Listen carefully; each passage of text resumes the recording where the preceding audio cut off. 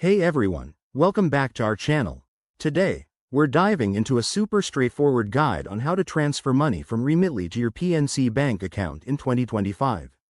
Whether you're sending funds to family, paying bills, or just managing your finances across services, this step-by-step process will make it easy and hassle-free. Let's get started. First off, before you begin, make sure you have everything set up. You'll need an active Remitly account. Think of it as your go-to app for international transfers, and a PNC Bank account ready to receive the money. Also, ensure your Remitly account is linked to a funding source like a debit card or another bank account.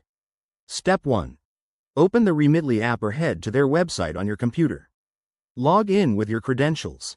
If you're new, download the app and sign up. It's quick and free. Step 2.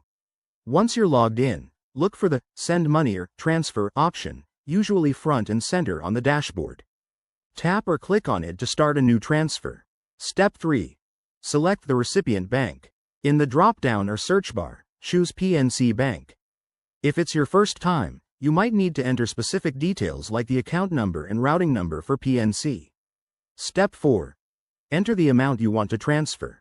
Remitly will show you any fees, exchange rates, and estimated delivery time. Always double-check these to avoid surprises. Step 5. Review all the information for accuracy, then hit Confirm or Send. You'll get a confirmation email or notification from Remitly once it's processed. Finally, keep an eye on your PNC Bank account.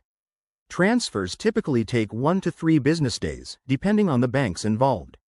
If you run into any issues, like delays or errors, check Remitly's help section or contact their support. They're usually pretty responsive. And there you have it. You've successfully transferred money from Remitly to PNC Bank. This method is secure and efficient, perfect for 2025's fast-paced world. If you found this helpful, give the video a thumbs up, subscribe for more finance tips, and let us know in the comments if you have any questions.